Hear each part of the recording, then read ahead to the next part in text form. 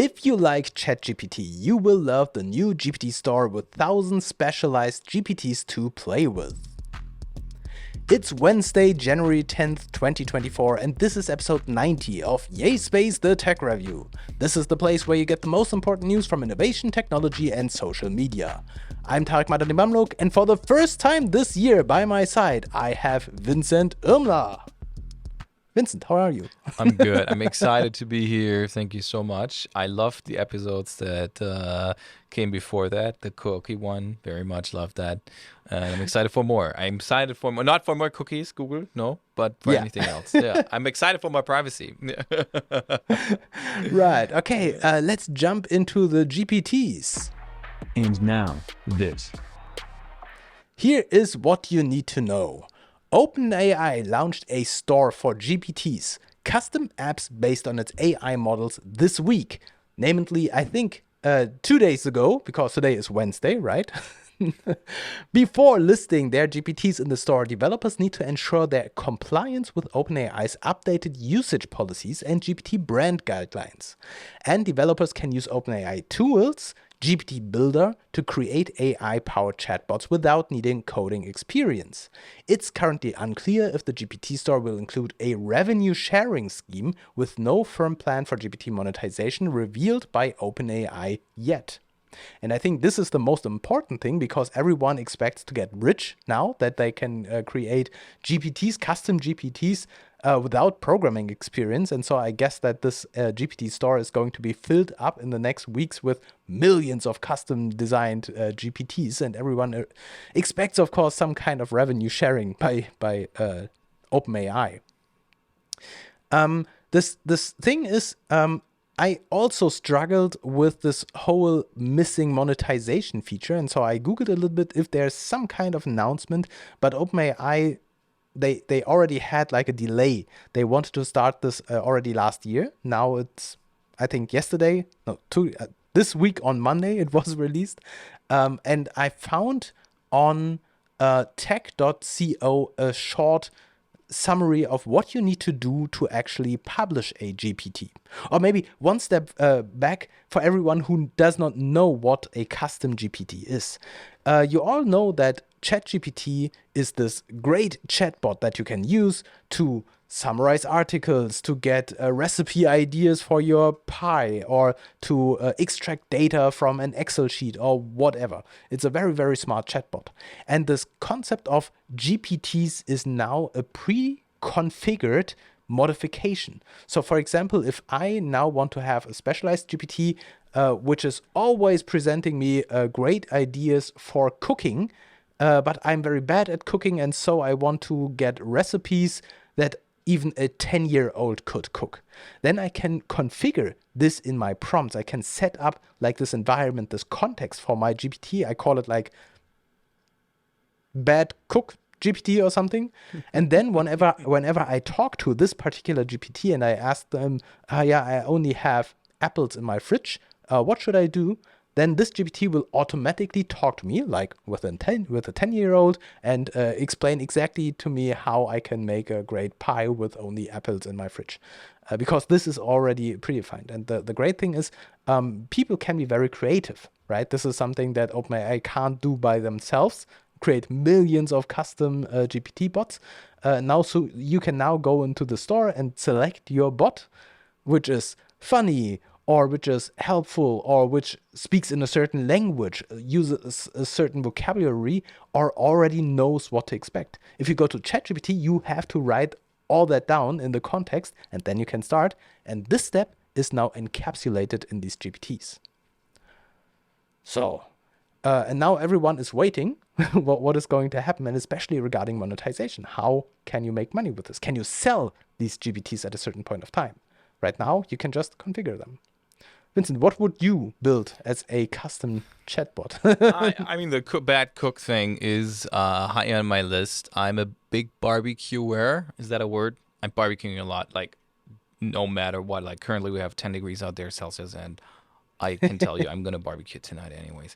But I don't know. I'm curious about not only monetization, I'm also curious about ownership. Yeah. of the GPT that you're publishing. I mean, obviously, its intellectual ownership is yours when you publish a GPT, but the use of it, that is, I think, more critical. And I can see, for example, OpenAI currently bursting into the B2B space, right, as a B2B service provider, specifically paired with Azure as a cloud provider. This can be really dangerous for a lot of other companies, a lot of other competition that they have, like AWS.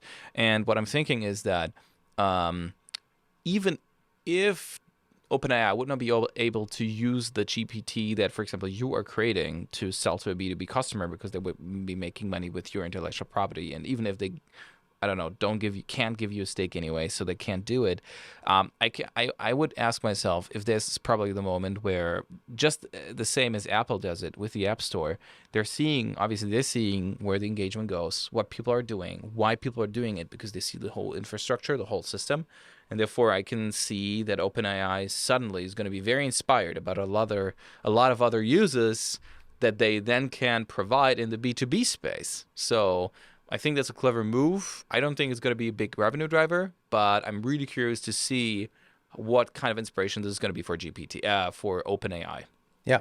And you just mentioned a very, very important part, because if you use the custom GPT in your ChatGPT, it's basically an app store in the GPT app if you're using it on your iPhone, for example. And this is something that Apple does not like, right? Having like an app store within one of their apps. And it might be that they get in conflict now with Apple, and maybe, and this is now of course just speculation, what happens if they get like their agreement with their mobile app revoked by Apple and they fly out of the App Store?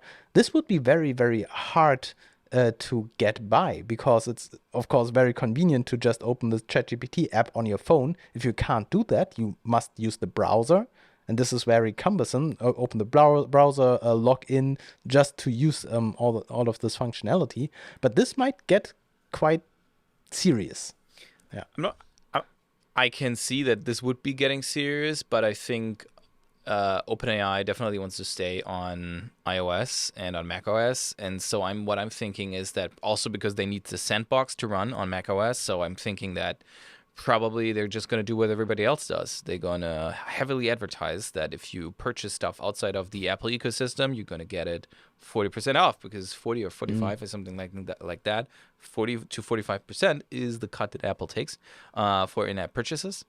I'm not sure. Don't quote me on the 40. I shouldn't have said that in a podcast, but Apple's going to is taking a stake. This is what you usually get deducted when you buy purchases outside of the Apple ecosystem. And if you want to purchase it via iOS, well, then you just have to live with the markup. And I'm thinking that this is what's going to happen. But it's going to be much more complicated for GPTs, because I can see that people will be much more regularly buy GPTs. I think this is the classic case of it's a classic case of micropayments, and I think we have some predecessors to that. I think we can see it with Alexa. I hope I don't set anybody's Alexa off right now. We can see with Alexa where, you know, the idea of Alexa is you tell her to do this and that, and then she's downloading the skill for that and is executing it.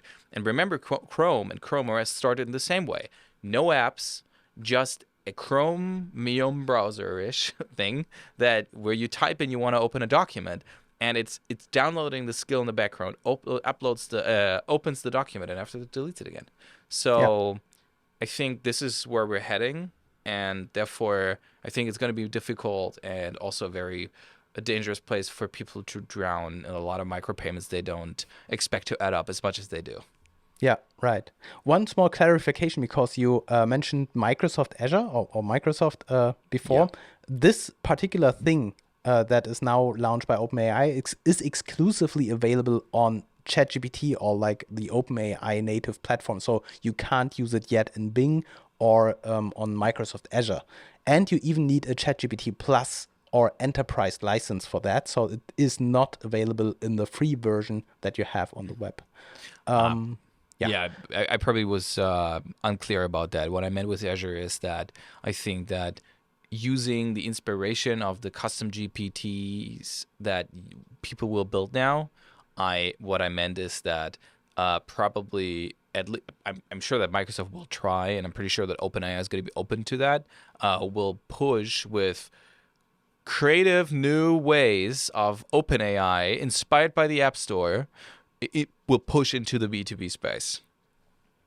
Right. And because I started talking about this 10-step introduction on, where was it? On tech.co. Just to complete my sentence there, they have like a list of what you need to do to create your own GPT. And it's step 1, get ChatGPT Plus or Enterprise. This is the Funded prerequisite by OpenAI. by OpenAI, right? Then start building, which is quite easy because you get like a form. You just type in what is like the persona, what is like the prompt environment. So the coding is the prompting.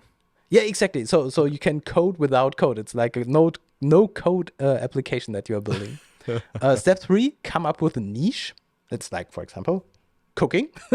Very good. Who's Apple a target? cooking. Number 4, name your GPT. So you see, it's a very complicated instruction. Then number 5, add instructions and examples. It's everything that you can just type in. Number 6, test it. Number 7, publish it, which is just a click so that you can submit it to the store. Number 8, make it public. And with this, they mean advertise it, send out like a new newsletter or tweet about it so that people can find it. Number 9, let the GPT Store work its magic, meaning millions of people are going to download your GPT and Scroll use it. over it. Millions of people will see it, not understand, and go up and move along. Right. And step number 10 is create content using your own GPT. And this is quite interesting because with this whole talk about making money and get millions of people using your GPT, of course, you can also just create a GPT for you.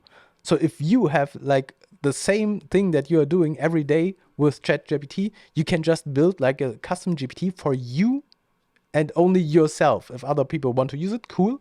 But you can also use it simply as a tool for yourself. And this is also very cool. And I think this is probably the first thing that I'm going to do with my custom GPT. I don't build it for anyone. I just build it for me. But Tarek, while we're at it, but wasn't I now already able to build my own GPT in the sandbox?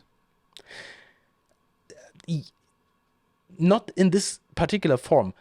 This is persistent. The thing is, you were able to do the same things in the past, but now you can give it a name and store this configuration, this prompting, this this context. Pre-save, kind of. It's safe.